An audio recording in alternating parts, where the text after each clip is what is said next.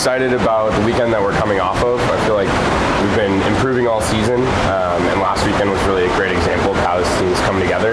So I'm excited to just kind of see what we can do coming out of that.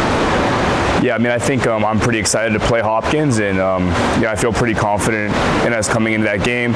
In my time here, I've lost both games I played against Hopkins. I really want to take that win, show we're the best team on the East Coast, and yeah, come out of the weekend with 2 wins and going into D3 championships. I know our returners are definitely really excited at another shot at Hopkins. They lost by 1 both times last year, and so I'm ready to just come out with arms swinging. Yeah, I would say it's, the beginning of the season is always really interesting. There's a lot of factors at play, mostly being the fact that we can't practice together until pretty close to when the season starts. And this year we have a really strong freshman group, along with a lot of great returners.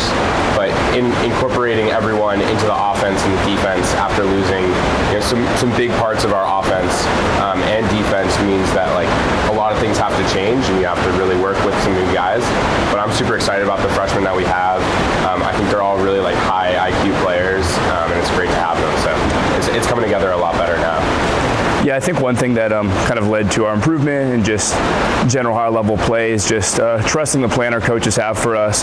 Just keep working hard, not getting discouraged. I mean, obviously, Austin always, he runs practice really well as a good plan forward. Doing our assistant coaches like John Steele always just do so much to help us out. But really, though, I think just trusting what the coaches have and just having faith in us as teammates and just continuing to work hard and trust that the results will take care of themselves.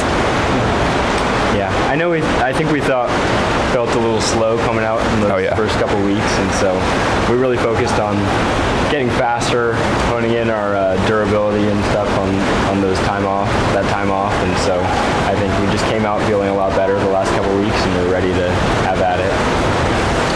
Yeah, I mean, it's a huge difference. Last year having such a small squad, it's pretty brutal to play as much of the game as a lot of players are forced to. You find yourself saving energy in the first quarter when you want to be going all out, and then ending up tired in the fourth quarter anyways and not producing in the way that you want to. And the huge difference during practice is that we're not just playing our first line against some assistant coaches that are getting in. We're getting to go our first line against the second line and getting pushed on both sides of the ball, rather than just really our starting group getting pushed in practice as much. So it's huge, both mentally and physically, in game and in practice. Yeah, definitely. I think Miller just says it really well. I also think even just in terms of attitude, our freshmen have come in, really bought into what we're doing, working really hard, and I think, especially for some of our freshmen coming off the bench, there's been a huge improvement, like Vic, Kai, Alec, Kush have all really improved a lot, and I think this last weekend it kind of clicked for a lot of them, and they've contributed in really big ways, along with what Adam and Luke do in that starting group. So I think the freshmen really have just continued to work really hard and have really done some great things and bought into what we're doing. Yeah, the biggest thing for me is trust. I get to go play defense and trust that Colin's going to eat up some the worst shots, and if I can force them to not make a prime in their motion perfect shot, then I know Colin's going to be able to take it, and that allows me to get up and go on the counterattack. So it really just gives you so much more freedom to trust that the guy behind you is an absolute beast. Colin and Conrad are just beasts, man. Every single game. We wouldn't be in half of these games without them. Colin, again, like Miller said, it's just that level of trust, right?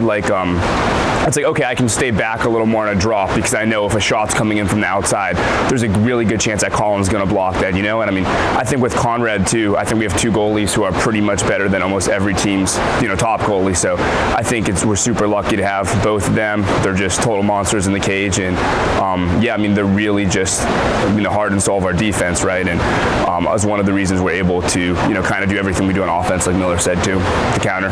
Thank you. I think that goes both ways too, for sure.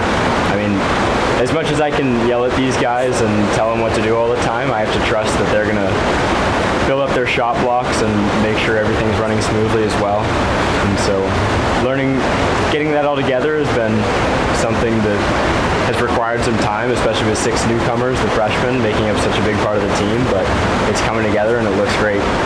Yeah, and I would also say it's really helpful in practice to have Conrad and Colin because they have really different styles. Conrad is really mental and reads body language super well.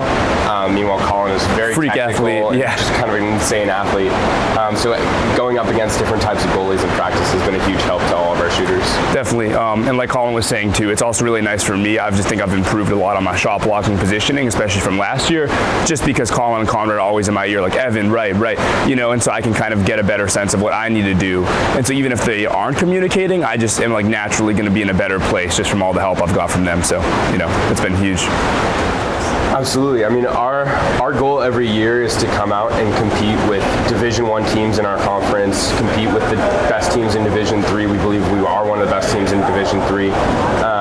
And so getting that close game with Pomona and then beating Gannon really gives especially like younger guys like the confidence to know that we can go up against these teams.